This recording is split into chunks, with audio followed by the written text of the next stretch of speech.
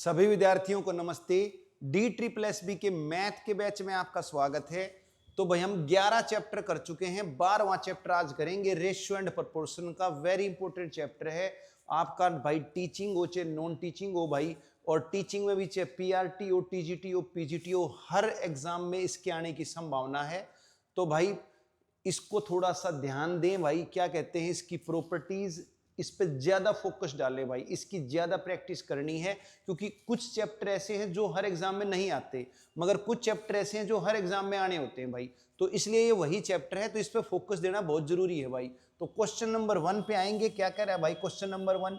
आप देखेंगे P minus Q, Q minus 2R, R minus S 3, 4, 7 की रेशो में दे रखे हैं। तो P प्लस एस और R की रेशो बतानी है भाई। क्या बतानी है? P प्लस एस और R की रेशो बतानी है। अगर आप कुछ बच्चे क्या करेंगे, P माइनस क्यू को 3x मान लेंगे, Q माइनस 2R को 4x मान लेंगे, R माइनस एस को 7x मान लेंगे, तो बहुत लंबा पड़ जाएगा। तो यहां पर आपने कोई x वैक्स मानने की जरूरत नहीं है, क्योंकि गिवन भी रेशो है और रिक्वायर्ड भी रेशो है। तो x तो आपका वैसे भी कटना ही है, तो इसलिए x आप नहीं मानोगे। तो यहां पर थोड़ी सी रीजनिंग लगानी पड़ेगी भाई। आप ध्यान से देखो, पहली और सेकंड की रेशो का जो जोड़ है वही तीसरी रेशो है, ठीक है ना। पहली रेशो 3 है, दूसरी रेशो 4 है, तो इनका जोड़ कितना आया? 7। तो तीसरी रेशो कितनी है? 7। तो पहली दूसरी का जोड़ और तीसरी का बराबर है भाई। लिख देता हूं, फर्स्ट सेकंड का सम इक्वल है थर्ड के। बस ये बात पकड़ में आ गई, फिर क्वेश्चन में कोई दिक्कत नहीं है। तो मैं रख दूंगा भाई, फर्स्ट है आपका P माइनस क्यू और सेकंड है आपका Q माइनस 2R और थर्ड है आपका R माइनस एस। जब राइट हैंड साइड पे फर्स्ट सेकंड का सम थर्ड के इक्वल है, तो क्लियर है भाई लेफ्ट साइड पे भी क्या होगा? लेफ्ट साइड पे भी फर्स्ट सेकंड का सम थर्ड के इक्वल होगा। अब इसको सोल्व कर लेते हैं भाई। तो जब मैं इसको सोल्व करूंगा तो देखोगे ध्यान से, Q से Q कैंसिल हो जाएगा भाई। तो P ये माइनस एस इधर आकर प्लस एस हो जाएगा, और माइनस 2R इधर आकर प्लस 2R यानी 3R हो जाएगा भाई। तो P प्लस एस की वैल्यू 3R आ गई। मैं यहां पर पुट कर दूंगा भाई। अब क्या करेंगे? इसको पुट कर देंगे। तो P प्लस एस की वैल्यू मैं रख दूंगा 3R, और रेशो में R से R कैंसिल हो जाएगा। 3-1 की रेशो आ गई भाई, ठीक है। 3-1 की रेशो यानी कि C आंसर आ गया भाई। बात क्लियर, कोई भी प्रॉब्लम होनी नहीं चाहिए। नेक्स्ट क्वेश्चन को देख लेते हैं भाई। तो सेकंड क्वेश्चन पे आएंगे भाई। क्या कह रहा है? The ratio of 3 numbers is 3:4:5। Sum of their squares is 1250। The sum of the numbers is. तो आप ध्यान से देखोगे, 3 नंबर की रेशियो दे रखी है 3, 4, 5। तो जैसे ही मैं इनका सम करूंगा 3 + 4 + 5, तो ये बनना है भाई आपका 12। क्या बनना है? 12 बनना है। तो उसने बोलना है नंबर का सम बताओ। तो जो 12 के पेड़े में होगा वही आंसर होगा, और 12 के पेड़े में भाई एक ही आंसर है 60। तो बात क्लियर, आंसर आ गया भाई आपका। क्या आ गया? आंसर आ गया। बस इतना ही करना था पेपर में, ठीक है कि नहीं। अब सोल्व करना चाहते हो तो मैं करवा देता हूं, मगर जरूरत नहीं है भाई पेपर में हमें टाइम वेस्ट करने की। जब ऑप्शन से एक ही मिल गया मुझे तो फिर कोई दिक्कत ही नहीं है। बाकी क्या करोगे आप? यूं कर सकते हो, आपने नंबर मान लिए 3x, 4x, 5x। तो इनके स्क्वायर का सम, इनके स्क्वायर का सम आपका कितना है भाई? 1250 है। तो यहां से मैं इसको सोल्व कर लूंगा। ये हो जाएगा 16 9 25 25 50x square is equal to 1250। काटूंगा भाई तो x स्क्वायर की वैल्यू 25, यानी x की वैल्यू 5 आ गई। स्क्वायर उधर जाकर रूट हो जाएगा, 25 का रूट 5। तो रेशो का सम कितना था भाई? रेशो का सम था मेरा 3 और 4 7 5 12x था। तो x की वैल्यू 5 आ गई है, तो 12 पंजे 60 आ गया है। तो बेटर है भाई, बेटर है ऑप्शन से करो, ठीक है कि नहीं। ऑप्शन से करोगे तो बहुत ज्यादा बेटर है भाई, ऑप्शन से बहुत जल्दी हो जाएगा। तो अगले अगले क्वेश्चन पे आ जाते हैं भाई। PQR की वैल्यू दे रखी है भाई, PQR की वैल्यू दे रखी है, ठीक है कि नहीं। PQR की वैल्यू दे दी, और उसने ये बता दिया ये PQR की वैल्यू कब है, इफ उसने बता दिया, इफ जब p प्रोपोर्शनल है square of q and inversely proportional है स्क्वायर ऑफ r। ठीक है भाई, इस बात को भाई मैथमेटिकली कन्वर्ट कर लो, फिर कोई भी दिक्कत नहीं आएगी। वो कह रहा है p जो है ना q के स्क्वायर के प्रोपोर्शनल है। तो प्रोपोर्शनल का साइन क्या होता है? प्रोपोर्शनल का साइन ये होता है, इसको हम प्रोपोर्शनल बोलते हैं। प्रोपोर्शनल का मतलब है समानुपातिक। अब समानुपातिक का मतलब क्या है? वो ये कहना चाह रहा है कि भाई p जिस रेशो में q स्क्वायर बढ़ रहा है ना, उसी रेशो में p बढ़ रहा है, ये कहना चाह रहा है। या जिस रेशो में q स्क्वायर घट रहा है, उसी रेशो में p घट रहा है भाई।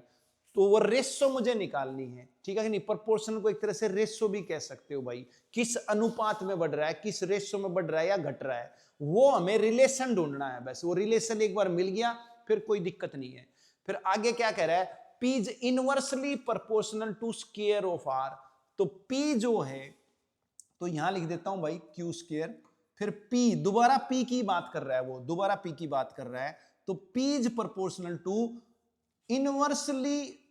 Inversely proportional square of R। तो स्क्वायर ऑफ R मतलब R के स्क्वायर का इनवर्स, इनवर्स होता है उल्टा। तो यहां इनवर्स था नहीं तो मैंने सीधा लिख दिया था, यहां इनवर्स है तो उल्टा करना पड़ेगा भाई। तो P प्रोपोर्शनल है Q के स्क्वायर के, P प्रोपोर्शनल है R के स्क्वायर के इनवर्स के। क्लियर? अब ये दो बात आपकी गिवन है भाई, ये दो बात क्या है? गिवन है। इन दोनों बातों को कंबाइन कर लेंगे भाई। P इसके प्रोपोर्शनल है, P इसके इनवर्सली प्रोपोर्शनल है। तो भाई क्या करते हैं, P को भूल जाओ आप, इनकी गुणा कर दो आप, सीधी राइट हैंड साइड की गुणा कर दोगे तो ये हो जाएगा P is inversely proportional to Q square upon R square. बस ये हमने रिलेशन निकाल लिया, अब कोई दिक्कत नहीं है भाई। तो P इसके क्या है? प्रोपोर्शनल है। प्रोपोर्शनल का मतलब क्या है? प्रोपोर्शनल का मतलब ये है कि मैं इसको एक ऐसी संख्या से गुणा कर दूं कि भाई ये इसके इक्वल आ जाए। क्या आ जाए? इक्वल आ जाए। तो P K इंटू में Q square upon R square, ये कहना चाह रहा है कि Q square upon R square को मैं किससे गुणा करूं कि P के इक्वल आ जाए? तो मैंने मान लिया कि K से गुणा करूं कि इसके इक्वल आ जाएगा। बस अब इस K की वैल्यू निकालनी है आपने। तो K की वैल्यू कैसे निकालोगे? K की वैल्यू निकालोगे आप, ये जो P Q R की वैल्यू दे रखी है ना, इनको पुट कर दो भाई। तो P की वैल्यू 64 रख दूंगा, ठीक है कि नहीं? और Q की वैल्यू क्या रख दूंगा? 2 रख दूंगा, तो 2 का स्क्वायर 4 हो जाएगा। R की वैल्यू मैं रख दूंगा 4, तो 4 का स्क्वायर 16 हो जाएगा। तो 4 से काट दूंगा 4 पर, 64 चौके 256। तो भाई K की वैल्यू 256 आ गई। तो कहने का मतलब क्या हो गया? जो P है ना, वो Q square upon R square का 256 गुणा है। बस ये आपकी इक्वेशन आ गई। अब कुछ पूछे भाई, अब कुछ पूछे, ये रिलेशन ही ढूंढना था। प्रोपोर्शन यही बताता है कि वो उसका कितना गुणा है। समझ में आई बात? ए बी के प्रोपोर्शनल है, तो मुझे ये जानना है ए बी का कितना गुणा है। अब उसको आप के मान सकते हो कि ए बी का के गुणा है, ठीक है कि नहीं? तो P Q square upon R square के प्रोपोर्शनल है, मुझे ये जानना है P Q square upon R square का कितना गुणा है। वो मैंने के मान लिया, और जब P Q R की वैल्यू पुट कर ली तो K की वैल्यू 256 आ गई। तो इक्वेशन बन गई P Q square upon R square का 256 गुणा है भाई। क्लियर? अब यहां मैं Q R की वैल्यू पुट करके P की वैल्यू निकाल सकता हूं, या हो सकता है क्वेश्चन में यूं कर दे, P और R की दे दे, Q की पूछ ले, या P Q की दे दे, R की पूछ ले। तो कुछ भी पूछ सकता है, वो उसकी मर्जी है। कोई 2 देगा, तीसरे की पूछ लेगा। तो यहां पर Q और R की दे दी 4 8, P की पूछ ली, तो यहां मैं निकाल दूंगा भाई। तो Q की वैल्यू रख दूंगा 4, 4 का स्क्वायर, और R की वैल्यू रख दूंगा 8, 8 का स्क्वायर, और भाई इनटू में 256। क्लियर? तो 8 का स्क्वायर होता है 64, 64 से कट जाएगा 4 पर, ठीक है कि नहीं? और 4 का स्क्वायर 16 चौके हो गया 64। तो भाई P की वैल्यू 64 आ गई भाई। क्लियर?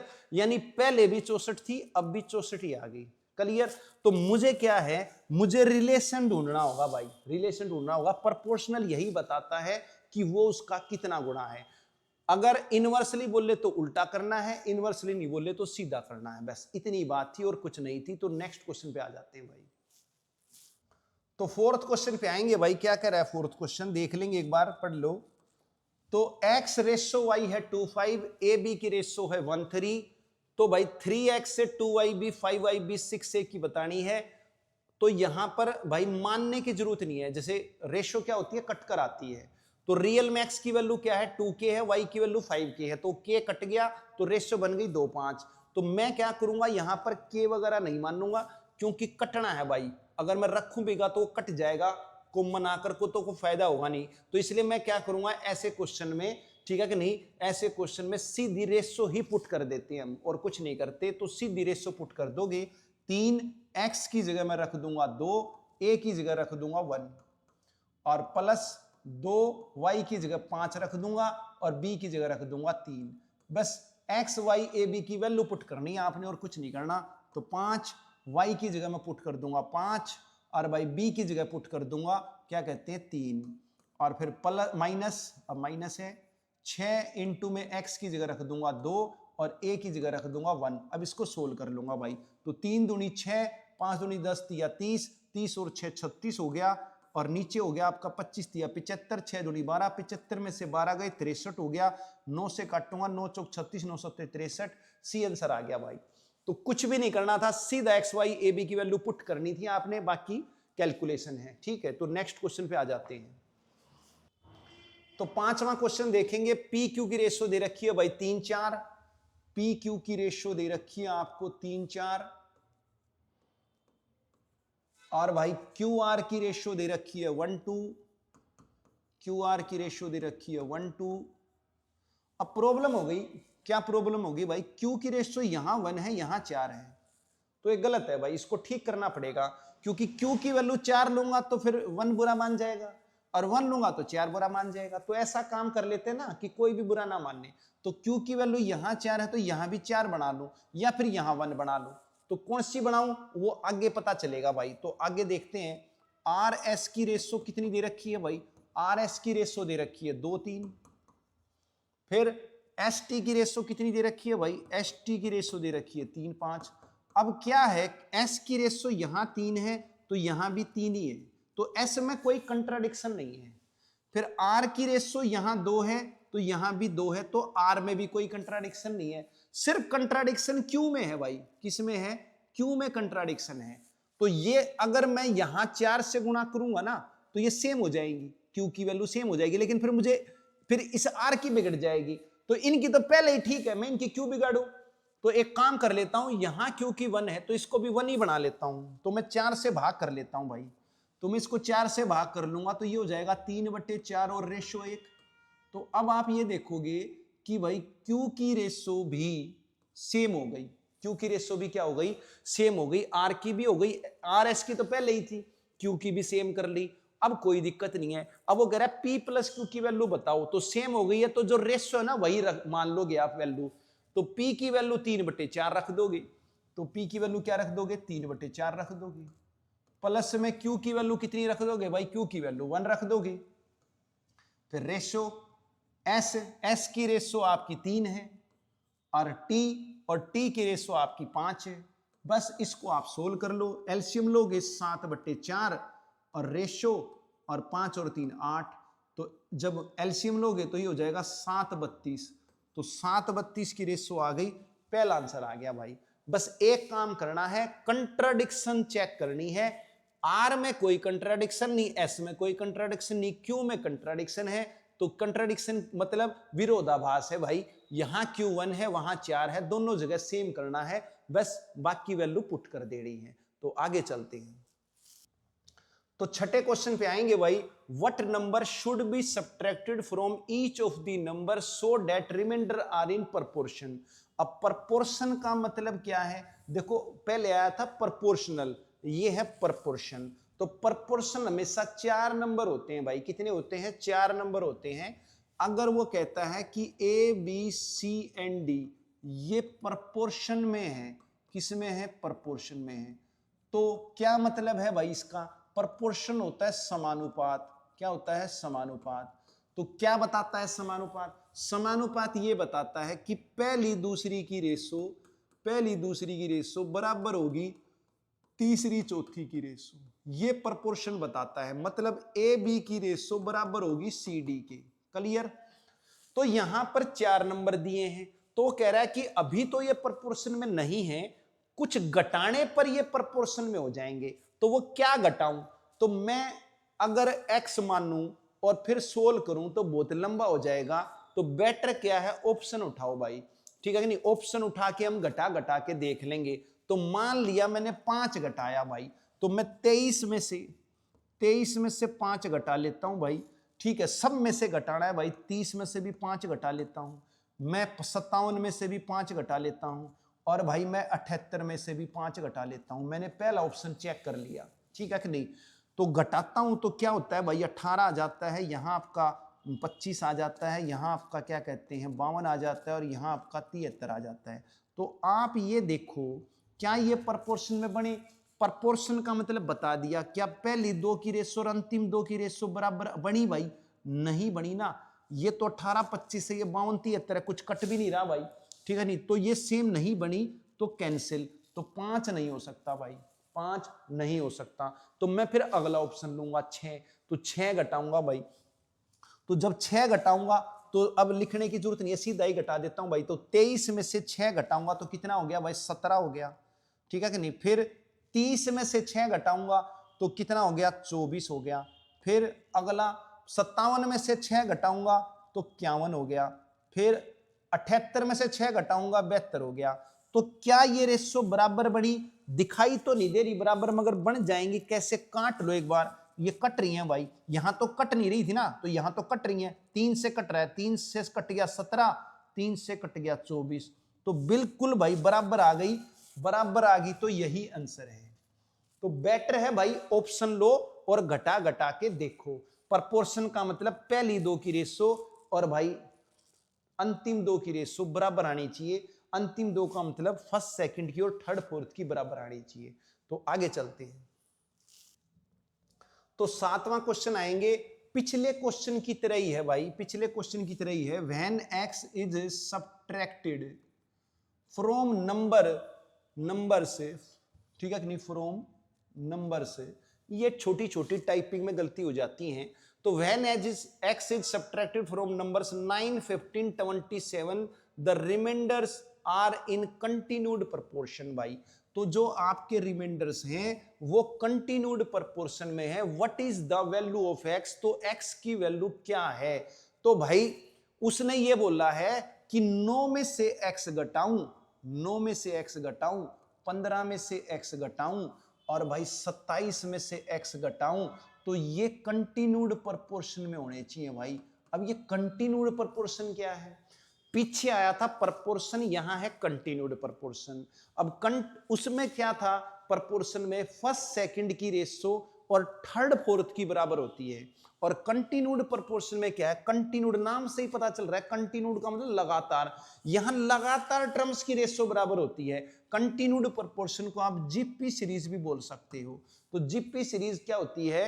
एपी सीरीज वो होती है जिसमें लगातार टर्म्स के बीच में अंतर बराबर हो। जीपी सीरीज क्या होती है? जिसमें लगातार टर्म्स की रेशो बराबर हो भाई। और रेशो लगातार टर्म्स की बराबर है, उसको हम कंटिन्यूड प्रोपोर्शन भी बोलते हैं, सतत समानुपात भी बोलते हैं, और जीपी सीरीज भी बोलते हैं, ज्योमेट्रिक प्रोग्रेशन, गुणोत्तर श्रेणी भाई। कुछ बोल लो, बात बराबर है।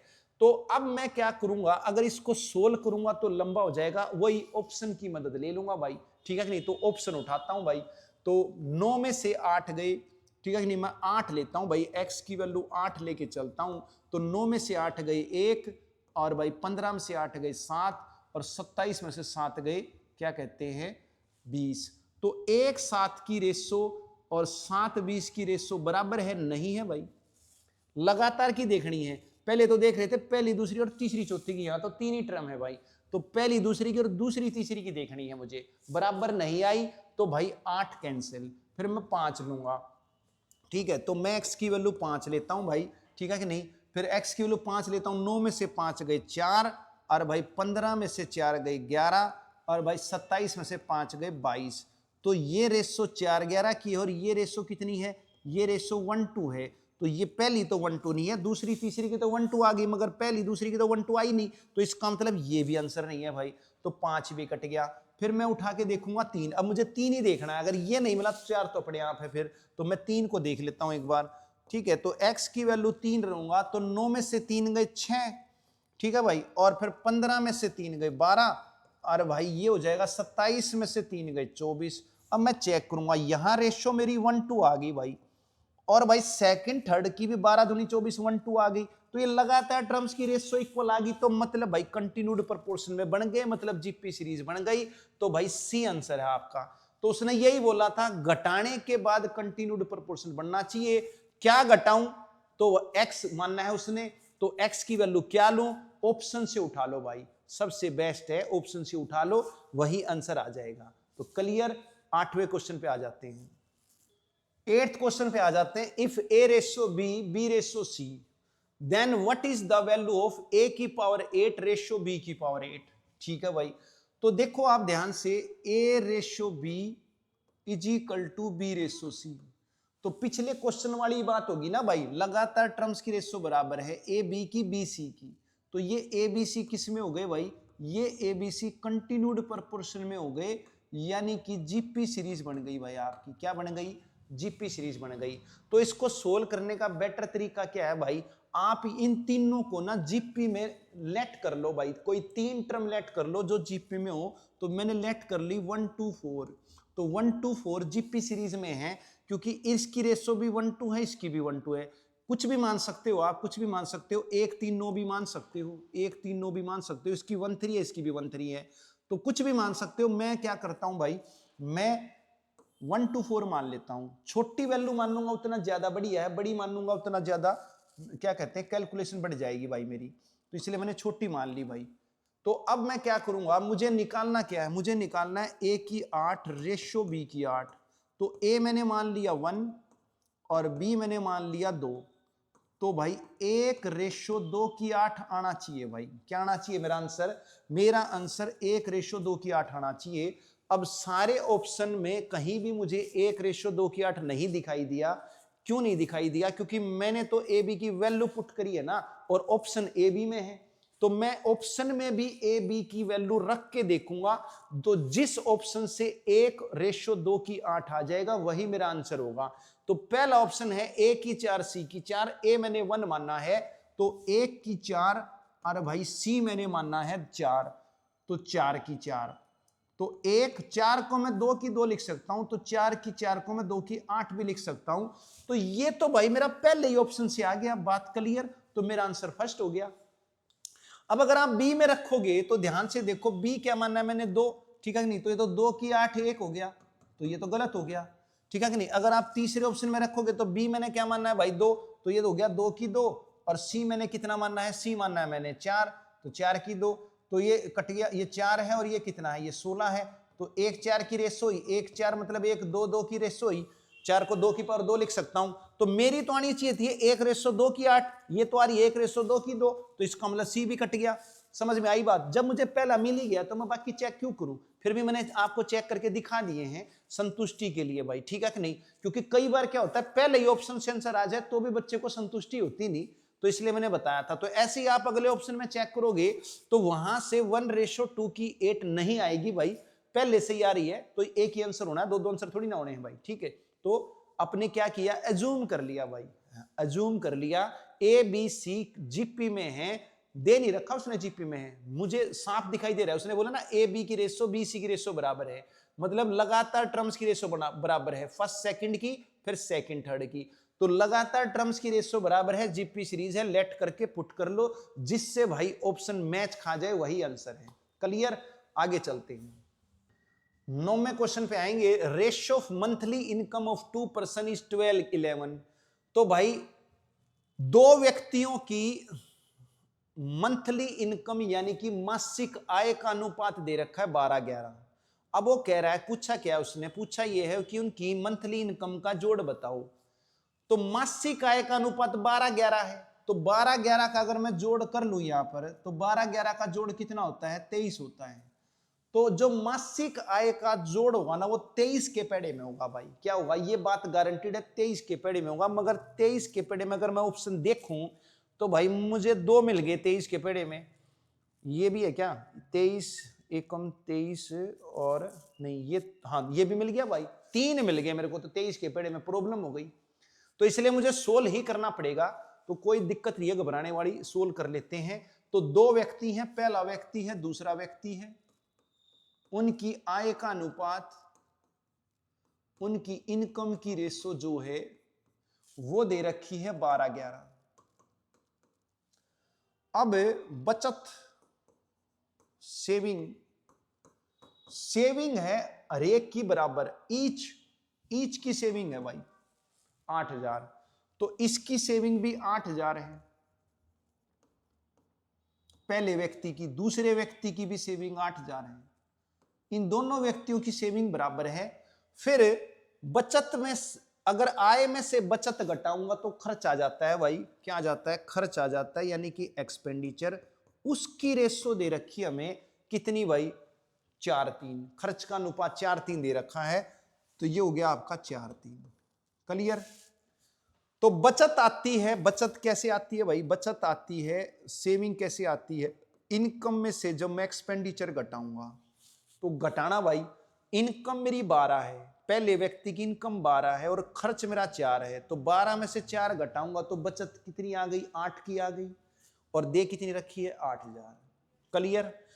अब यहां रेशो का अंतर मेरा 8 आया और रियल में है 8000। तो अब दूसरे व्यक्ति का चेक करूं, इनकम है 11, खर्च है मेरा 3, तो अंतर कितना आया, 11 और 3 का अंतर 8। अब ये बाई चांस 12 और 4 का अंतर बराबर हो गया है 11 और 3 का अंतर, मतलब पहले व्यक्ति की और दूसरे व्यक्ति की जो मैंने चेक किया सेविंग जो है, सेविंग मैंने चेक की वो बराबर आ गई। अगर नहीं आती तो भाई करनी पड़ती। क्यों करनी पड़ती, क्योंकि उसने बराबर दे रखी और मेरी आई नहीं, तो वो करनी पड़ती मुझे। अब यहां तो बाई चांस पहले ही आ गई तो अच्छी बात है। तो 12 और 4 का अंतर 8, 11 और 3 का अंतर 8। अब ये 8 क्या है, ये रेशो है, रियल में 8000 रुपये है, तो मैं ये कह दूंगा कि 8 रेशो की वैल्यू 8000 रुपये है, ठीक है कि नहीं। तो 1 रेशो की वैल्यू कितनी हो जाएगी, 1 रेशो की वैल्यू 1000 रुपये हो जाएगी। और उसने पूछा था दोनों की आय कितनी है, तो दोनों की आय बन रही है 23 रेशो। कितनी बन रही है, 23 रेशो। जब 1 रेशो की वैल्यू 1000 रुपये तो 23 रेशो की वैल्यू कितनी हो जाएगी, 23000 रुपये हो जाएगी भाई। तो आंसर आपका चौथा आ गया भाई। क्लियर। अगर 23 के पेड़े में मुझे एक ही ऑप्शन मिलता तो फिर मुझे इतना सोल्व करने की जरूरत थी नहीं। और ये भी भाई यहां पर ध्यान देने वाली बात है कि यहां अंतर पहले से बराबर हो गया, अगर नहीं होता तो मुझे करना पड़ता भाई, इस चीज का भी ध्यान देना है। तो फिलहाल यहां अंतर बराबर है 8 का और सेविंग है 8000, तो 8 रेशो बराबर है 8000, तो 1 रेशो है 1000 रुपये और जोड़ पूछा है इनकम का, तो इनकम का जोड़ है 23 रेशो, तो 1 रेशो की वैल्यू 1000 है, तो 23 रेशो की वैल्यू होगी 23000 रुपये। बात क्लियर। नेक्स्ट क्वेश्चन पे आते हैं। और रही बात अंतर बराबर कैसे होगा, चिंता मत करो, आगे क्वेश्चन आ जाएगा, आपको करके बताऊंगा भाई, ठीक है कि नहीं। तो फिलहाल 10वें क्वेश्चन पे आ जाते हैं। तो क्या कह रहा है भाई 10वां question, a certain amount was to be distributed among A B and C. एक निश्चित राशि बांटी गई एबीसी में 3, 4, 5 की रेशो में बांटी जानी थी, ठीक है कि नहीं, बट वाज एरनियसली, पर गलती से बांट दी गई 9, 4, 7 की रेशो में। तो इससे रिजल्ट क्या हुआ, बी को 60 रुपए कम मिले, मगर राशि तो सेम है ना, राशि तो क्या है, सेम है। तो स्टार्टिंग में जो बांटनी थी इनिशियली कोई पूंजी बटनी थी तीनों में भाई, ए बी सी में, वो बटनी थी 3, 4, 5 की रेशो में, जबकि नाउ, ठीक है कि नहीं, बट गई किस रेशो में, बट गई 9, 4, 7 की रेशो में। अब कितनी बटी, चेक करो, बटनी कितनी थी, टोटल चेक करूं मैं, तो बटनी थी 3, 4, 7, 5, 12 बटनी थी। कितनी बटनी थी, 12 बटनी थी, जबकि बट गई कितनी, 9 और 4, 13 और 7, 20 बट गई। अब उसने तो क्या बोला, उसने तो सर्टेन अमाउंट सेम ही बटनी थी, निश्चित रकम, कोई रकम तो सेम ही है, वही बटी है, पहले भी वही बटी है, बाद में भी वही बटी है, ठीक है कि नहीं। तो निश्चित रकम इसे ही बांटा है अब भी, तो रकम तो वही है। तो मेरी तो नहीं है ना, मेरी तो नहीं है, उसने तो बोला है वही बटी है, लेकिन मेरी तो कहां बटी है, यहां तो 12 बटे, यहां 20 बटे हैं, तो उसके हिसाब से सेम बटे हैं, तो मेरे भी तो सेम बटने चाहिए ना, तो इसको सेम बना लूंगा। अब जैसे पिछले क्वेश्चन मैंने कहा था ना, डिफरेंस सेम मिल गया, नहीं तो बनाता। अब यहां सम, यहां जोड़ है, ठीक है कि नहीं, क्योंकि रकम कैसे आएगी, तीनों की जोड़ करने से ही आएगी, डिफरेंस करने से थोड़ी ना आएगी। तो तीनों का जोड़ यहां 12 बटा है, यहां 20 बटा है, बटना चाहिए सेम, यहां है नहीं, तो सेम कैसे बनाएंगे, तो जैसे जोड़ सेम बनाएंगे वैसे ही डिफरेंस सेम बनाते हैं भाई, चेक कर लेंगे एक बार, तो मैं बता दूंगा डिफरेंस का भी, फिलहाल इस क्वेश्चन में जोड़ बता देता हूं, ठीक है कि नहीं। तो ये मुझे सेम कैसे बनाना है वो चीज देखनी है। तो भाई क्या करना है, यहां जोड़ 12 बना है, यहां 20 बना है, इसका एलसीएम ले लूंगा मैं, क्या ले लूंगा, इसका एलसीएम ले लूंगा, तो इसका एलसीएम आ गया 60, तो मैं 60 बना लूंगा भाई, जो भी एलसीएम आएगा वही बना लेना है। अब ये भी ध्यान देने वाली बात है भाई, तो जोड़ मैं सेम बनाऊंगा तो सेम कितना हो गया, वो एलसीएम मेरा 60 आ गया, तो 60 हो गया, तो क्लियर है कि जो पूंजी है वो 60 के पेड़े में होनी चाहिए। अब 60 के पेड़े में मैं चेक करूं तो 60 के पेड़े में भाई 2 ऑप्शन है, कितने हैं, 2 ऑप्शन है, तो इसलिए भाई मुझे सोल्व ही करना पड़ेगा भाई, नहीं तो यहीं पे काम खत्म हो जाता, पर कोई बात नहीं, कर लेते हैं। तो मैं 60 बनाऊंगा, अब 12 60 कैसे बनेगा, जब मैं 5 से गुणा करूंगा, और 20 60 कैसे बनेगा, जब मैं 3 से गुणा करूंगा। तो जब मैं 5 से गुणा करूंगा, 5 दिया 15, 5 चौक 20, 5 पंजे 25, तो जोड़ 60 बन गया, चेक कर लो। 3 से गुणा करूंगा, 3 निम 27, 3 चौक 12, 3 सत्ते 21, तो यहां भी जोड़ 60 बन गया, चेक कर लो, क्लियर। तो मैंने जोड़ सेम बना लिया। अब बी को पहले मिल रहे थे 20 रुपए, अब कितने मिल रहे हैं, 12 रुपये, तो बी पहले मिलने थे 20 रेशो, पहले कितने मिलने थे बी को, पहले बी को 20 रेशो मिलने थे, जबकि अब मिल रही है 12 रेशो, तो कितने कम मिल रहे हैं भाई, 8 रेशो कम मिल रहे हैं, ठीक है कि नहीं, 8 रेशो की वैल्यू कम है, पहले 20 रेशो मिले, अब 12 रेशो मिली, तो कितनी कम रेशो मिली, 8 रेशो कम मिली, जबकि पूंजी कितनी है, 60 रुपए कम है, तो 8 रेशो की वैल्यू 60 रुपये हो गई भाई, 8 रेशो की वैल्यू कितनी हो गई, 60 रुपये हो गई, तो 1 रेशो की वैल्यू कितनी हो गई, 60 बटे 8 रुपये हो गई, क्लियर। अब पूछा क्या है, रकम कितनी है, रकम हो चुकी है टोटल कितनी, 60, ठीक है कि नहीं, 60 बना चुका हूं, तो 1 रेशो की वैल्यू इतनी है, तो 60 रेशो की वैल्यू कितनी होगी भाई, तो 60 बटे 8 गुणा 60, क्लियर।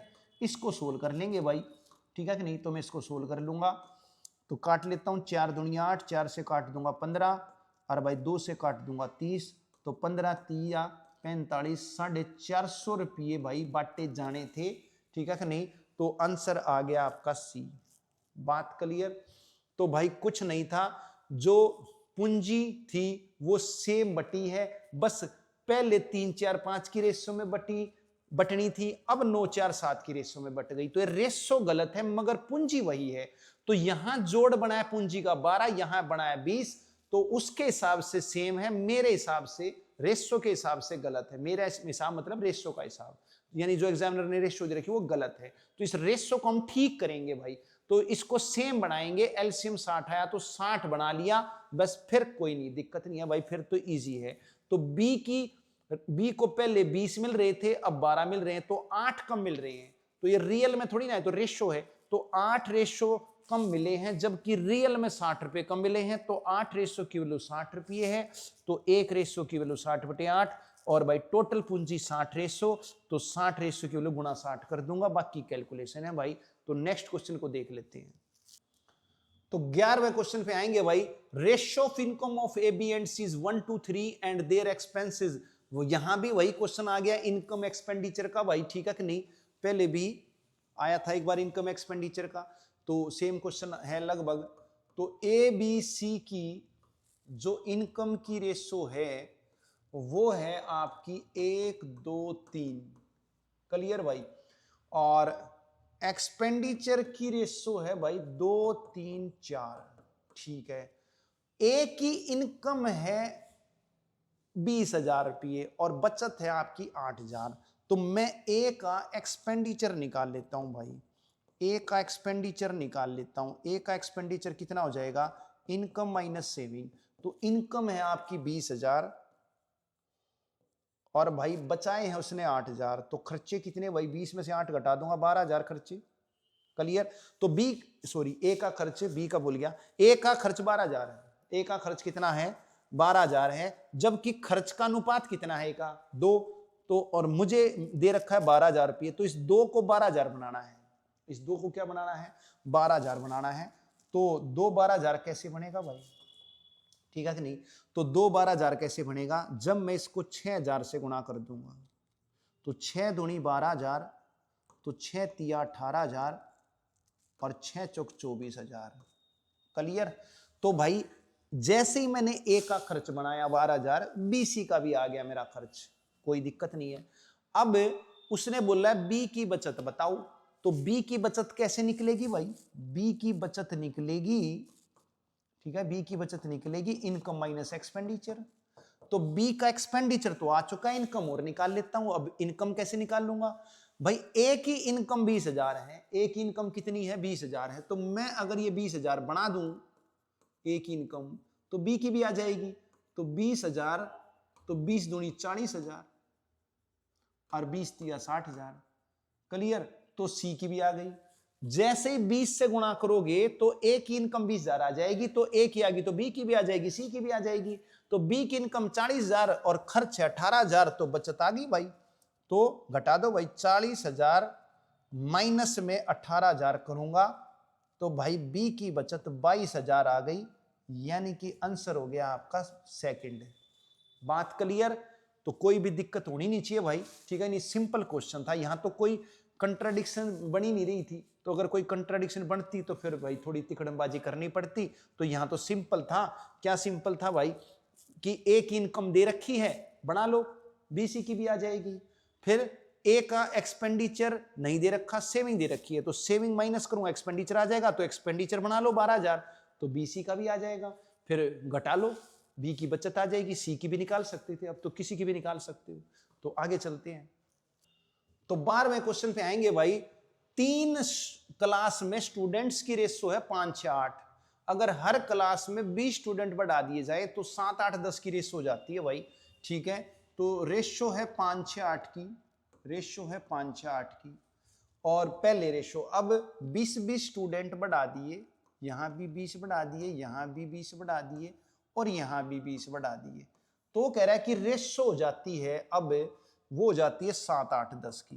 कितनी हो जाती है 7-8-10 की। तो बताओ कि भाई बढ़ने से पहले, ऐड करने से पहले टोटल स्टूडेंट कितने थे।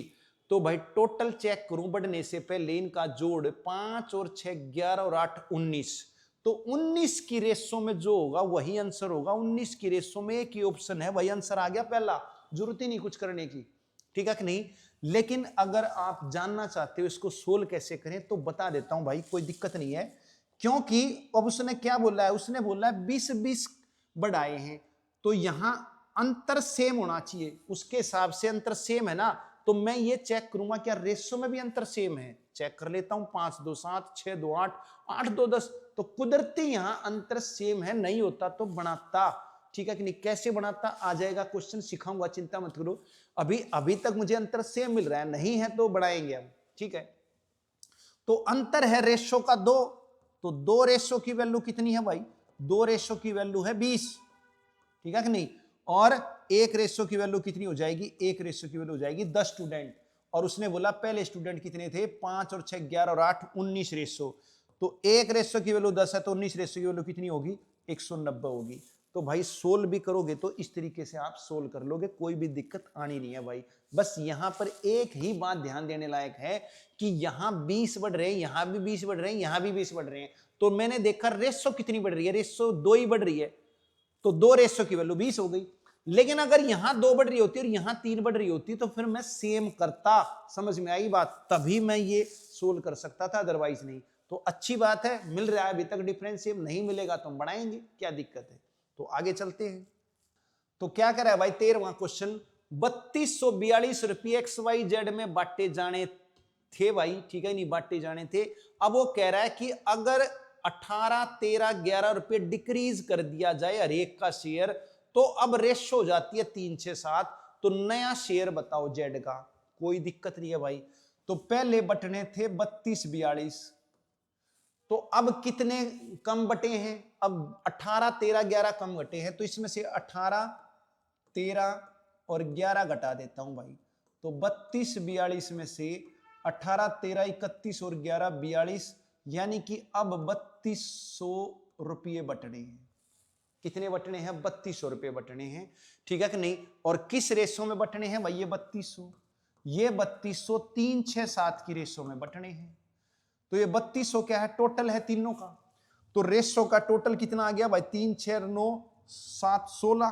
तो 16 रेशो की वैल्यू कितनी है भाई? 16 रेशो की वैल्यू 3200 रुपये है। क्लियर? तो एक रेशो की वैल्यू कितनी है भाई? 200 रुपये है। अब पूछा क्या है? पूछा ये जेड का शेयर बताओ नया। तो जेड का शेयर है 7 रेशो, तो 7 रेशो की वैल्यू कितनी होगी? 1400 होगी भाई। और आप इसको ऑप्शन से कर सकते थे भाई, क्योंकि जेड का शेयर पूछा है, तो जेड का शेयर वही होगा जो 7 से भाग होगा, और 7 से भाग एक ही ऑप्शन हो रहा है भाई। क्लियर? तो आंसर आ गया आपका पहला। लेकिन मैंने आपको सोल्व भी करके दिखा दिया। अब देखो पहला क्वेश्चन मैंने उसी दो ऑप्शन से ही किया था, लेकिन बच्चे को संतुष्टि होती नहीं भाई, ठीक है कि नहीं, क्योंकि इतना आसान हो जाए तो बच्चा भी मानता है कि ना जी मजा नहीं है। तो भाई मैंने सोल्व भी कर दिया। बाकी भाई पेपर में अगर ऐसे एक ही ऑप्शन मिले तो जरूरत नहीं है सोल्व करने की, सीधा आप आंसर लगा सकते हो। क्लियर? आगे चलते हैं। तो देखेंगे भाई 14वां क्वेश्चन। पी क्यू आर के पास पूंजी है जो 4:1:2 के अनुपात में है भाई, ठीक है कि नहीं। तो लिख लेता हूं भाई, पी ये हिंदी में लिखी हो भाई स्टेटमेंट, ये इंग्लिश में है। तो पी क्यू आर के पास 4:1:2 के अनुपात में है, 4:1:2। क्लियर? अब वो कह रहा है P जो है ना Q को, P Q को 1/4 दे देता है, ठीक है। आगे देखते हैं। फिर P 1/6 दे देता है R को इनिशियल का, तो 1/6। अब 4 का तो 1/6 निकलेगा नहीं भाई, तो पहले उसने 1/4 दिया तो 1/4 तो निकल जाएगा, लेकिन 1/6 नहीं निकलेगा, 1/6 पॉइंट में आएगा। तो मैं एक काम कर लेता हूं कि ये पॉइंट में ना आए, तो मैं ऐसी संख्या बना लेता हूं कि जिससे 1/4 और 1/6 इजीली निकल जाए। तो 4 और 6 का एलसीएम ले लूंगा 12। तो मैं अगर इसको 12 बना लूं तो 1/6 भी पॉइंट में नहीं आएगा मेरा, तो मैं इसको 3 से गुणा कर देता हूं भाई। तो 3 चौक 12, 3 एकम 3 और 3 दूनी 6। क्लियर? अब P क्या करता है? Q को 1/4 दे देता है भाई। तो 12 का 1/4 कितना हो गया? 12 का मैं 1/4 करूंगा तो 3 हो गया। तो P 3 रुपये क्या करता है? Q को दे देता है। किसको दे देता है भाई? Q को दे देता है। तो इसके 3 रुपए कम हो जाएंगे, इसके 3 रुपए बढ़ जाएंगे। फिर आगे क्या करता है? P जो है 1/6 R को दे देता है, और 1/6 किसका? इनिशियल का। इनिशियल 12 है, तो 12 का 1/6 कितना हो जाएगा भाई? 12 का 1/6 2 हो जाएगा। तो 2 रुपये इसके कम हो जाएंगे, और इसने दे दिए R को, तो R के 2 बढ़ जाएंगे भाई। R के क्या हो जाएंगे? 2 बढ़ जाएंगे। तो अब कितने हो गए भाई? पी क्यू आर के चेक कर लेते हैं एक बार, पी क्यू आर के कितनी हो गई। तो 12 में से 5 गए इसके, तो 7 हो गई।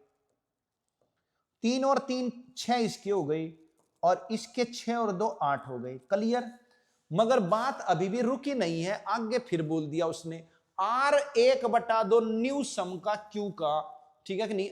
R दे देता है Q को, ठीक है कि नहीं, अपने नए सम का। तो R का नया सम 8 है, तो 8 का 1/2 करूंगा तो 4 आएगा ना। तो 4 कम हो गए अब इसके, और इसने 4 किसको दे दिए? अब Q को दे दिए। तो अब नई रेशो कितनी हो गई? 7 10 4 की रेशो हो गई भाई। तो यही पूछी थी भाई कि पी क्यू आर की रेशो बताओ, 7 10 4 की रेशो होगी भाई। तो बस कुछ भी नहीं था, बस सिंपल बात यह थी, पी क्यों शुरू में पी ने 1/4 देना है, 1/6 देना है। तो 4 का 1/4 तो निकल जाएगा, मगर 1/6 नहीं निकलेगा। तो इसलिए मैंने इसको 3 से गुणा कर लिया। 12 का मैं 1/4 भी निकाल सकता हूं इजीली, और 12 का मैं 1/6 भी निकाल सकता हूं, पॉइंट में नहीं आएगा। बाकी कोई दिक्कत नहीं है भाई, इजी क्वेश्चन था। तो आगे चलते हैं। तो 5वें क्वेश्चन पे आएंगे। In a party hall there are people in blue and red dresses, the ratio of number of man in blue to the number of women in red is 4:7। The ratio of man in red to the number of women is blue is 3:2। ठीक है भाई, वो ये कह रहा है कि जो आपके मैन और ब्लू, ठीक है, एक पार्टी में ब्लू रेड ड्रेस में है, मैन जो है वो ब्लू में है, ठीक है, मैन जो ब्लू ड्रेस में है और जो वुमेन जो रेड ड्रेस में है, उसकी रेशो दे रखी है 4:7। क्या दे रखी है? 4:7। फिर मैन जो रेड ड्रेस में है, अब मैन जो रेड ड्रेस में है तो एम के नीचे आर लिख देता हूं, तो एम मैन हो गए रेड ड्रेस में और वुमेन हो गई अब ब्लू ड्रेस में, वुमेन हो गई ब्लू ड्रेस में, तो इनकी रेशो है 3:2, 3:2। अब वो कह रहा है कि number of people in blue to the number of red is 106, 176, ठीक है भाई। तो मैन जो है आपके, ना मैन नहीं, टोटल है पीपल ब्लू और रेड में, तो ब्लू और रेड में जो टोटल है वो रेशो दे रखी है आपको 106, 76 की। 106, 76 कट रही है ये तो भाई, काट लेता हूं मैं, तो ये 2 से 53, 2 से कट गया आपका 38, क्यों भाई? अच्छा 176 है, सॉरी, कितनी है? 176 थी, मैंने 76 लिख दी थी, 176 है भाई, तो 2 से काटूंगा 88, तो 53, 88 आ गई भाई। तो वैसे तो काट कर ही देता है, इसको पता नहीं उसने क्यों नहीं बगैर काटे दे दी, तो कोई नहीं, हमने काट ली, ठीक है भाई। अब वो कह रहा है what is the ratio of number of man to the number of women, तो मैन वुमेन की रेशियो बतानी है भाई, तो मैन वुमेन की रेशियो बता देते हैं, कोई दिक्कत नहीं है भाई, कोई समस्या नहीं है, मैन वुमेन की रेशियो निकाल लेते हैं। तो भाई जो ब्लू मैन है वो मैंने मान लिए 4x, ये मान लिए 7x, तो जो मैन रेड है मैंने ये मान लिए 3y, ये मान लिए 2y, क्लियर। और ये ब्लू रेड मान लिए 53k और ये हो गए 88k, कोई दिक्कत नहीं है भाई, ठीक है। अब ब्लू का ब्लू जो ड्रेस में है वो है 53k, तो ब्लू ड्रेस में मेरे कितने हैं? देखो मैन तो 4x हैं और वुमेन मेरी 2y है, ठीक है भाई। तो मैं ये कह सकता हूं कि 4x और 2y का जोड़ जो है वो 53k है, कह सकता हूं भाई। रेड ड्रेस वाले 88 के हैं, तो रेड ड्रेस वाले इधर वुमेन तो है 7x और मैन कितने हैं?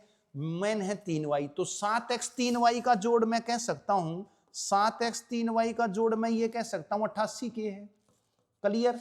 तो यहां पर हम क्या करते हैं भाई, इसको डिवाइड कर देते हैं, क्या रहेगा इसमें, इसको हम डिवाइड कर देते हैं ताकि k कट जाएगा आपका, तो ये k कैंसिल हो जाएगा, क्रॉस मल्टीप्लाई कर दो, तो क्रॉस मल्टीप्लाई करूंगा तो 4 8 32 और 3 35, 352x आ जाएगा, और फिर 2 की 88 से करूंगा 176y आ जाएगा, 53 की करूंगा 7 या 21, 35 और 2 37, तो 371x आ जाएगा, और 53 की 3 से करूंगा तो 3 3 3 5 15 159y आ जाएगा। x वाले एक तरफ कर लो, y वाले एक तरफ कर लो भाई, तो 371 में से जब मैं 352 घटाऊंगा तो 11 में से 2 गए 9, 19x हो जाएगा, ठीक है कि नहीं। और 159 जब 176 में से घटाऊंगा तो 16 में से 9 गए 7, यानी 17y हो जाएगा, तो 17y इक्वल टू 19x आ गया मेरा। तो यहां से मैं रेशो निकाल लेता हूं भाई, एक्स वाई की मेरी रेशो आ गई है, एक्स वाई की रेशो आ गई है 17 19 भाई, कितनी आ गई? 17 19। मगर उसने पूछी है रेशो किसकी? मैन और वुमेन की। अब मैन कितने हैं देखना भाई, मैन कितने हैं? मैन है ये 4x और 3y है, मैन वुमेन की रेशो कितनी हो गई? मैन वुमेन की रेशो हो गई, मैन है टोटल 4x और 3y, भाई ब्लू ड्रेस वाले रेड ड्रेस वाले, तो 4x प्लस 3y है मैन, ठीक है भाई। और वुमेन कितनी है? 7x प्लस 2y है, 7x प्लस 2y है, ठीक है। थोड़ा सा भाई ये बढ़िया क्वेश्चन है, कॉम्प्लिकेटेड है थोड़ा सा, पर कोई दिक्कत नहीं है, ठीक है कि नहीं, ये काम करना है आपने। अब एक्स वाई की रेशो 17 19 रख देंगे यहां पर, तो रख देता हूं भाई 4 गुणा में 17 और प्लस में 3 गुणा 19 रख देता हूं, तो पहले इसी को रख लेता हूं, उसको बाद में देखेंगे। तो 17 चौके 68 और 57, 68 प्लस 57, तो जब मैं इसको जोड़ूंगा तो ये हो जाएगा 125। अब दूसरे में रखने की जरूरत ही नहीं है भाई, 125 नहीं भाई, 2 ऑप्शन में मिल गया मुझे, तो दूसरे में भी रखना ही पड़ेगा। इससे ये पता होता था कि दूसरे में ही रख लेता पहले, चलो कोई बात नहीं।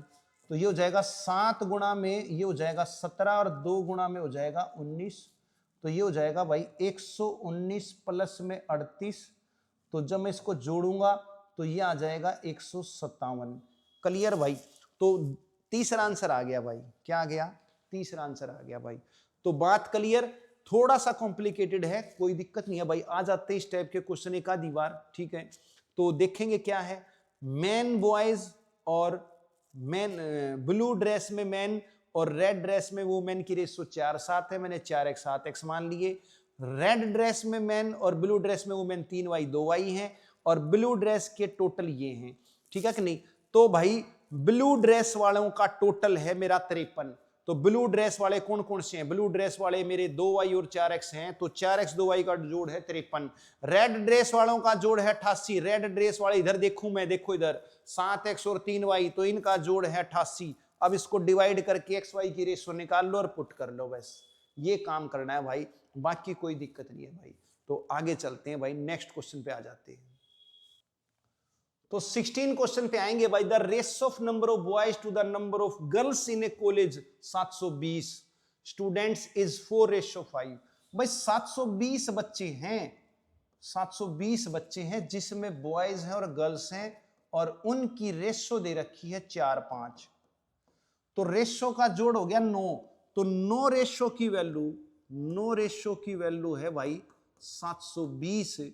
तो 1 रेशियो की वैल्यू हो गई 80। तो 4 रेशियो की वैल्यू कितनी हो गई? 320। 5 रेशियो की वैल्यू कितनी हो गई? 400। तो 720 में बॉयज 320 हैं, गर्ल्स 400 हैं। अब वो कह रहा है कि, क्या कह रहा है भाई, 20 new girls are joined in the college. 20 लड़कियां और आ जाती हैं, आ गई भाई। तो find how many new boys may be admitted to the ratio of number of boys. ठीक है, कोई दिक्कत नहीं है। तो बॉयज तो हो गए 320 और गर्ल्स हो गई 420। क्लियर? तो कुछ लड़के आ गए जिससे रेशो हो जाती है 4:3 की, बॉयज गर्ल्स की। तो अब ये रेशो 4:3 बन जाती है।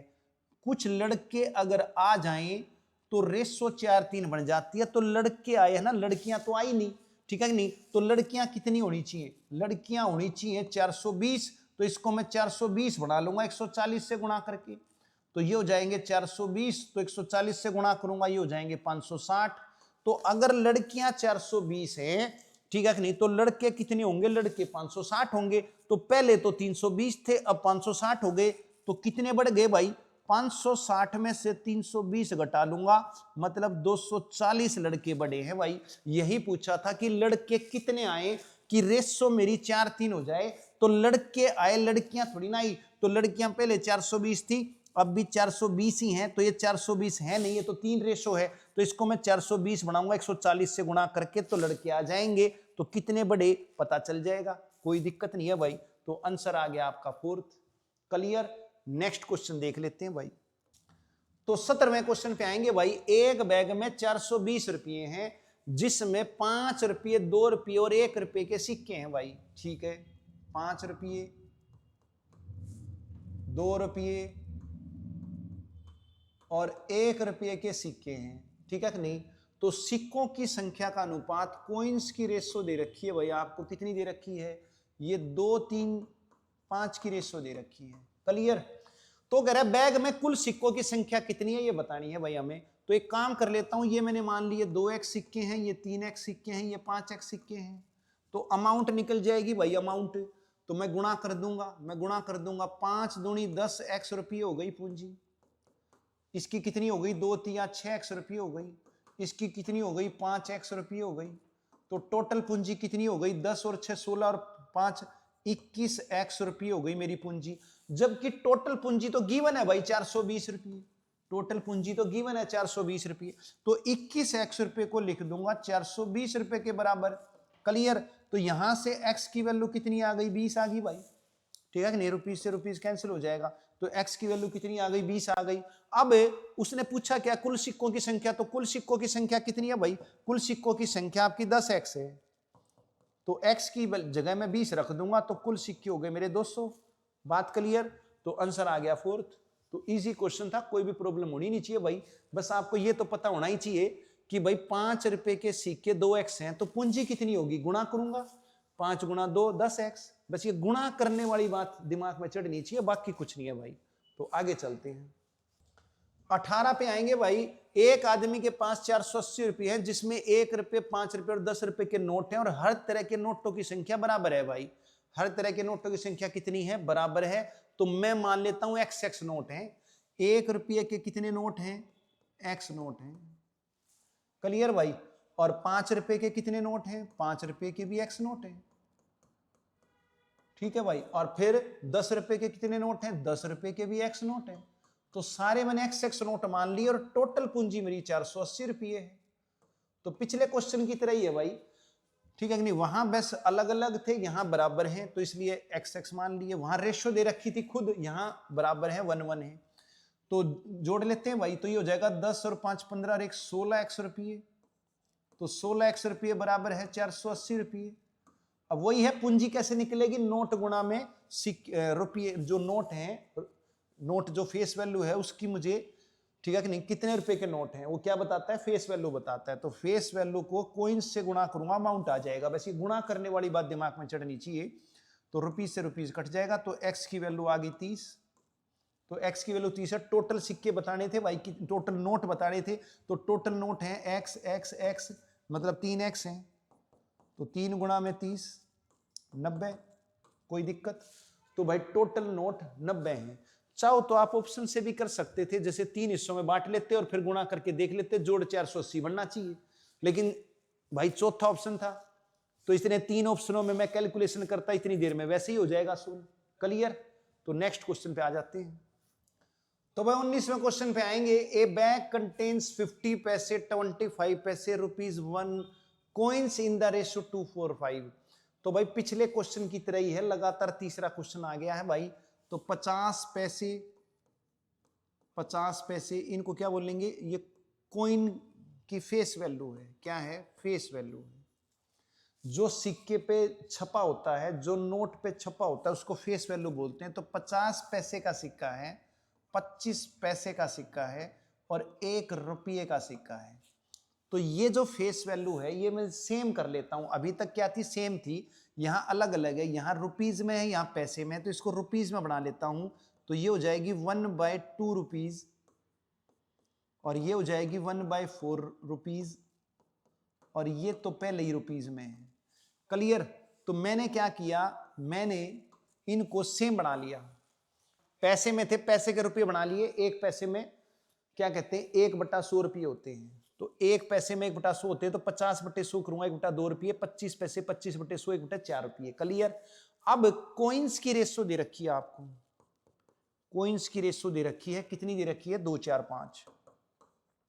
क्लियर? इनको मैं 2x 4x 5x मान लेता हूं। अब मैं फेस वैल्यू और कॉइन्स की गुणा करूंगा, अमाउंट की वैल्यू आ जाएगी। बस यही बात समझनी है। लगातार 2 क्वेश्चन पहले भी आ लिए, तो उसमें भी हमने गुणा ही किया था। तो भाई जब फेस वैल्यू को कॉइन से गुणा करूंगा, मेरी अमाउंट आ जाएगी। तो गुणा कर देता हूं। 1/2 को 2 से गुणा करूंगा, ठीक है कि नहीं? लिख देता हूं 1/2 गुणा में 2x रुपीज हो जाएगा, प्लस में 1/4 रुपये गुणा में करूंगा 4x, और भाई प्लस में 1 रुपीज गुणा में करूंगा 5x। तो ये मेरी टोटल पूंजी आ जाएगी। और टोटल पूंजी मुझे दे रखी है 210 रुपये। भाई कितनी दे रखी है? 210 रुपये दे रखी है। इसको मैं सोल्व कर लूंगा। ये 2 से 2 कट जाएगा, 4 से 4 कट जाएगा, तो 5 और 1 6 और 1 7। तो 7x rupees is equal to 210 rupees. Rupees कटना है, 7 से भी कटना है। x की वैल्यू 30 आ गई भाई। x की वैल्यू कितनी आ गई? 30 आ गई। मैं इसको 30 से गुणा कर दूंगा भाई। तो 30 से गुणा करूंगा, 30 दूनी 60, और 30 चौके 120, और भाई 30 पंजे 150। क्लियर? तो सिक्के आ गए 60 120 150। तो 60 120 150। ठीक है? अब क्या कहते हैं भाई? ऑप्शन से भी कर सकते हो आप, ऑप्शन से भी कर सकते हो, ठीक है कि नहीं? अगर 2 4 5 की रेशो मिलती है, तो 2 4 5 की रेशो किस में मिल रही है? वो मेरे ख्याल से 2-3 ऑप्शन में मिल रही है भाई। तो इसलिए कोई फायदा नहीं है भाई उसको करने का। तो अगर एक ही ऑप्शन में मिले तो कर सकते हो, लेकिन सारे ही ऑप्शनों में थी तो फिर दिक्कत हो जाएगी। क्लियर? हाँ, यूं कर सकते हो, फिर ऑप्शन उठा के गुणा करो और 210 रुपये बनना चाहिए। तो तीसरा ऑप्शन है। तो जितनी देर में इनकी गुणा करके चेक करोगे, इतनी देर में वैसे भी हो जाएगा भाई। तो वो आपकी मर्जी है कैसे करोगे। तो बात क्लियर होगी। Amount face value into coins, और इनकी करेंसी सेम बनानी है, तो पैसे पैसे या रुपये रुपये। क्लियर? तो गिवन रुपीज में है इसलिए रुपीज में बनाना ज्यादा बेटर है। क्लियर? आगे चलते हैं। तो 20वें क्वेश्चन पे आएंगे भाई। क्या कह रहा है? The price of a diamond is proportional to the square of its weight. ये बात भाई इंपॉर्टेंट है, ठीक है। द प्राइस है of a diamond is proportional to the square of its weight. ये बात इंपॉर्टेंट है भाई। जो प्राइस है ना वो वेट के स्क्वायर के अकॉर्डिंग चेंज हो रही है भाई। प्रोपोर्शनल का मतलब चेंज होना होता है भाई, ठीक है कि नहीं? तो भाई लिख लेते हैं, पहले वेट लिख लेते हैं भाई, क्योंकि वेट का स्क्वायर करूंगा तो प्राइस आएगी। तो यहां लिख देता हूं मैं, प्राइस कैसे आएगी? प्राइस प्रोपोर्शनल है वेट का स्क्वायर, ये बात है। क्लियर? तो मुझे वेट की रेशो चाहिएगी भाई, मुझे वेट चाहिएगा, तभी तो वेट का स्क्वायर करूंगा प्राइस आएगा, ठीक है कि नहीं? क्वेश्चन में गिवन है। अब वेट कितना है दे रखा आगे। तो डायमंड था, a man accidentally breaks a diamond in the ratio 6:8:11। तो क्या होता है, आदमी से गलती से भाई डायमंड टूट जाता है और उसके टुकड़े हो जाते हैं 6:8:11 की रेशो में, ड्यू टू जिसके कारण उसे लॉस हो जाता है 88,880 रुपए का। तो tell the real price of diamond. तो टुकड़े होने के कारण लॉस हो गया, तो अगर टुकड़े ना होते तो उसकी ओरिजिनल कीमत कितनी थी, ये बात पूछी है भाई। तो टुकड़े होने के कारण जो उनका वजन है वो किस अनुपात में आया वो गिवन है भाई। तो पहले टुकड़े का वजन है 6, दूसरे टुकड़े का वजन है 8, तीसरे टुकड़े का वजन है 11। ये वेट की रेशो है भाई, क्वेश्चन में गिवन है। तो टुकड़े होने से पहले जो आपका हीरा था, टोटल इनका जोड़ कर देता हूं भाई, क्योंकि टुकड़ा तो मेन जो एक टुकड़ा था उसी में से तो 3 टुकड़े हुए हैं, तो इन तीनों को जोड़ूंगा तो पहले वाले का वह बाहर आ जाएगा, वेट आ जाएगा। तो 8 और 6 14 और 11 25। तो क्या हुआ, 25 ग्राम का हीरा था, मान के चलो 25 ग्राम का हीरा था। तो भाई टुकड़े हो गए, तो अब एक टुकड़े का भार हो गया 6 ग्राम, दूसरे टुकड़े का हो गया 8 ग्राम, तीसरे टुकड़े का हो गया 11 ग्राम। तो इनका जोड़ देखो 25 ग्राम है, तो पहले 25 ग्राम का था, ये बात क्लियर हो गई। अब इनके 3 टुकड़े हो गए हैं, तो 3 टुकड़े हो गए हैं, तो इनकी कीमत कितनी आएगी? कीमत आएगी, वेट का स्क्वायर कर दूंगा, तो इसका स्क्वायर कर दो भाई, 6 का स्क्वायर, 8 का स्क्वायर, 11 का स्क्वायर, 25 का स्क्वायर। क्लियर? तो ये हो जाएगा 36, 64, 121 और भाई 625। क्लियर? तो भाई अगर टुकड़े ना होते तो 625 रुपये का हीरा बिकना था। अब ये प्राइस है तो 625 कीमत का बिकना था, जबकि टुकड़े होने के कारण कितने का बिक रहा है, कितने की कीमत रह गई, ठीक है कि नहीं? तो पहले कीमत 625 थी, जबकि अब कितनी रह गई भाई, इनको जोड़ दो, अब तो 221 रह गई कीमत, ठीक है कि नहीं? तो टुकड़े होने से पहले 625 थी, टुकड़े होने के बाद 221 रह गई। तो क्लियर है यहां पर लॉस हो गया भाई, कितने का लॉस हो गया? 625 में से 221 घटा दूंगा तो भाई 404 का लॉस हो गया। कितने का लॉस हो गया? 404 का लॉस हो गया, ठीक है। तो लॉस दे रखा है मुझे 88,880 का, तो लॉस है मेरा कितना? 404 रेशो का है, रेशो का, ठीक है कि नहीं? जबकि गिवन है 88,880 का। क्लियर? तो इसको क्या करते हैं भाई, मैं कॉमन ले लेता हूं यहां से मैं अगर 88 कॉमन लूं तो ये हो जाएगा 88 एकम 88, 88 एकम 88। क्लियर? अब काटना आसान हो जाएगा भाई, क्या हो जाएगा? काटना आसान हो जाएगा। तो 101 से काट देता हूं 10 पर, और 101 से कट जाएगा 4 पर, और 4 से कट जाएगा 22 पर। क्लियर? तो एक रेशो की वैल्यू आ गई मेरी, एक रेशो की वैल्यू आ गई 220 रुपये। क्लियर? तो भाई उसने बोला टोटल प्राइस बताओ, रियल प्राइस तो मेरी 625 रेशो है, तो एक रेशो की वैल्यू 220 है, तो 625 रेशो की वैल्यू कितनी होगी? तो 625 को मैं 220 से गुणा कर दूंगा भाई। तो कर लो भाई, 625 दूनी हो जाएगा कितना 1250। 1250 को जब 11 से गुणा करोगे तो 12 गुणा 11 होता है 132। तो 132 यानी हासिल भी लगेगा 5, तो 137,50 आ जाएगा भाई।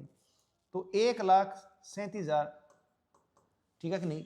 1 लाख गड़बड़ है, कहीं जीरो की गड़बड़ है भाई, मिस प्रिंटिंग है, ठीक कर लेना भाई, हो जाती है कई बार गड़बड़। यहां पर 1 जीरो और आएगी, ठीक है, 1 जीरो और आएगी भाई, ठीक कर लेना, ठीक है। तो भाई 1,37,500 रुपए की कीमत थी, तो चौथा आंसर आ गया भाई, ठीक है। इसमें मिस प्रिंटिंग थी, 1 जीरो नहीं लगी हुई है, तो टाइपिंग में हो जाती है कई बार गलती। और वैसे भी 137,5 तो एक ही ऑप्शन में है ना, तो जीरो तो आएगी, ये बात तो पक्की है। क्लियर? तो भाई क्या है, देखो दोबारा बता देता हूं। एक हीरा था, उसका वजन 25 था, टुकड़े हो गए 6, 8, 11 की रेशो में वजन आ गया। अब कीमत इनका स्क्वायर 36, 64, 121 कीमत, यानी कि 221 रह गई। जबकि पहले टुकड़ा ना होता तो कितने का था कीमत का, स्क्वायर करूंगा 25 का स्क्वायर 625 कीमत थी, टुकड़े होने से 221 हो गई। तो लॉस कितना हो गया 404 का। जबकि लॉस दे रखा है मेरे को 88,880 का, तो 404 रेशो की वैल्यू 88,880 है, तो 1 रेशो की वैल्यू 220 है। और कीमत पहले कितनी थी 625 थी, तो 625 रेशो की वैल्यू कितनी होगी, गुणा करनी है, तो 1,37,500 रुपये की कीमत थी टुकड़े होने से पहले। बात क्लियर? तो कोई भी भाई दिक्कत होनी नहीं चाहिए मेरे ख्याल से, ठीक है कि नहीं? तो आप अच्छा हाँ, एक चीज रहेगी भाई, मैंने आपको ये बताया था कि डिफरेंस सेम ना हो, डिफरेंस सेम ना हो तो उसको डिफरेंस सेम कैसे करें। तो कोई क्वेश्चन आया नहीं, मैंने सोचा अगर कोई क्वेश्चन आ जाएगा तो आपको करवा दूंगा, तो अभी तक कोई क्वेश्चन आया नहीं, तो कोई बात नहीं है। अब ले लेते हैं क्वेश्चन, मैं अपनी मर्जी से एक एग्जांपल करवा देता हूं, बाकी आज का काम हो गया है। तो जिसको डिफरेंस सेम बनाना नहीं आता वो एक बार मैं बता देता हूं भाई कैसे बनेगा। तो मान के चलते हैं जैसे कि रेशो दे रखी है मेरी 11 और 7 की, ठीक है, फिर मेरे को दे दी 5 और 2 की। क्लियर? तो यहां देखोगे आप, पहले रेशो 11 थी किसी नंबर की, कोई 2 नंबर है, मान लिया ये ए है ये बी है, तो ए पहले 11 था 5 हो गया, बी पहले 7 था 2 हो गया। और ये सेम डिक्रीज हुए हैं, मान लिया सेम है, एक्स डिक्रीज हुए हैं, तो अब ये भी सेम घटा है, ये भी सेम घटा है। लेकिन अगर मैं रेशो में चेक करूं, रेशो में चेक करूं, तो यहां अंतर है मेरा 6 का और यहां अंतर है मेरा 5 का, तो ये गड़बड़ होगी भाई। वो तो कह रहा है सेम नंबर घटाने से ये 5 बन रहा है, और सेम उस वही नंबर घटाने से 2 बन रहा है। जबकि रेशो में अगर मैं चेक करूं तो यहां अंतर 6 का है, यहां 5, तो रियल में तो 6 और 5 घटाने से बन रहा है भाई। तो ये मुझे सेम बनाना है, अलग है। अब बाई चांस जो 2 क्वेश्चन आए थे उनमें कुदरती सेम था पहले से, तो अगर ना हो, जैसे यहां नहीं है, तो वो सेम कैसे बनेगा वो चीज देखनी है भाई। तो मुझे सेम बनाना है अंतर वर्टिकली। क्या बनाना है? वर्टिकली। तो मैं वर्टिकली नहीं देखूंगा, वर्टिकली देखूंगा सिर्फ ये देखूंगा कि अलग है या सेम है, बस। लेकिन जब सेम बनाना होगा तो मुझे ओरिजेंटली लेना है भाई। तो यहां ओरिजेंटली अंतर है 4 का और यहां ओरिजेंटली अंतर है 3 का। क्लियर? तो मैं क्या करूंगा, एक दूसरे से गुणा कर दूंगा भाई। क्या कर दूंगा? एक दूसरे से गुणा कर दूंगा। यहां 3 का अंतर है, यहां 4 का अंतर है, तो इसको मैं कर दूंगा 3 से गुणा और इसको कर दूंगा मैं 4 से गुणा। तो क्या होगा इससे? इससे ओरिजेंटली भी सेम हो जाएगा और वर्टिकली भी सेम हो जाएगा, ऑटोमेटिक दोनों ही सेम हो जाएंगे। लेकिन गुणा जब आप करोगे तो जो ओरिजेंटल डिफरेंस है उसी से करोगे, बस ये ध्यान रखना है, वर्टिकली वाले से नहीं करोगे। लेकिन हो जाएगा दोनों में सेम, ये बात पक्की है। तो करके देखते हैं, तो करके देखो। तो जब मैं 3 से गुणा करूंगा तो ये हो जाएगा 11 तिया 33, और ये 3 से करूंगा तो ये हो जाएगा आपका 21। ठीक है भाई? और फिर क्या कहते हैं, जब मैं इसको गुणा करूंगा 4 से तो ये हो जाएगा 4 पंजे 20 और ये हो जाएगा 4 दूनी 8। क्लियर? तो भाई डिफरेंस आपने देखा, क्या देखा डिफरेंस? यहां पर डिफरेंस आपका 13 का हो गया और यहां भी 13 का हो गया, तो ये डिफरेंस सेम बन गया वर्टिकली। और कुदरती ओरिजेंटली भी सेम बनना है, तो यहां 12 का अंतर है, यहाँ भी 12 का अंतर है। तो डिफरेंस दोनों ही केस में सेम हो जाएगा। तो सेम बनाने का तरीका क्या है, दोबारा बता देता हूं भाई। जो ओरिजेंटल डिफरेंस है ना, उनको एक दूसरे से गुणा कर देना है बस। तो आप क्या देखोगे, आप ओरिजेंटल भी डिफरेंस पाओगे सेम और वर्टिकल भी सेम पाओगे। ये तरीका है सेम बनाने का। और जोड़ सेम बनाना मैंने आपको पहले ही बता दिया था। जोड़ सेम बनाना है, जैसे यहां दोबारा बता देता हूं। जैसे यहां 11 7 और ये है 5 2, तो यहां जोड़ है आपका 18 का और यहां जोड़ है आपका 12 का। क्लियर? तो क्या करोगे, एक दूसरे से गुणा कर दो। क्या कर दो, एक दूसरे से गुणा कर दो, या फिर इनका एलसीएम भी ले सकते हो। तो इनका एलसीएम लोगे आप, 36 आया। तो 36 बनाना है, तो 18 को मैं किससे गुणा करूं, 2 से गुणा करूं, तो 22 और 14 और भाई 12 को 3 से गुणा करूं तो 36 बनेगा। तो 3 पंजे 15, 3 सत्ते 21। तो आप देखोगे जोड़ 36 बन गया भाई। ठीक है, तो आप कहोगे एलसीएम लिया आपने, तो यहां डिफरेंस में भी एलसीएम लेना चाहिए था, बिल्कुल लेना चाहिए। लेकिन आप देखोगे 4 और 3 का एलसीएम 12 ही तो है, तो 12 ही बनाया मैंने। तो ठीक है, अगर एलसीएम लेना नहीं आता ना किसी बच्चे को, तो हम क्या कहते हैं, हम ये कहते हैं एक दूसरे से गुणा कर दो, बात खत्म। ठीक है कि नहीं? तो यहां पर एक दूसरे से गुणा कर दो, तो एक दूसरे से गुणा करोगे तो भी सेम हो जाएगा, और एलसीएम लेके करोगे तो भी सेम हो जाएगा, वो आपकी मर्जी है। बेटर। तो भाई अब आपको जोड़ भी सेम बनाना आ गया है, अंतर भी सेम बनाना आ गया है। ठीक है कि नहीं? अच्छा, एक दूसरे से भी करके दिखा देता हूं, किसी को डाउट लग रहा हो कि भाई एक दूसरे से, ये लो, एक दूसरे से करूंगा तो भी सेम हो जाएगा, कोई दिक्कत नहीं है, और एलसीएम लेके करोगे तो भी हो जाएगा, वो आपकी मर्जी है। तो इसको 12 से कर देता हूं, इसको 18 से कर देता हूं।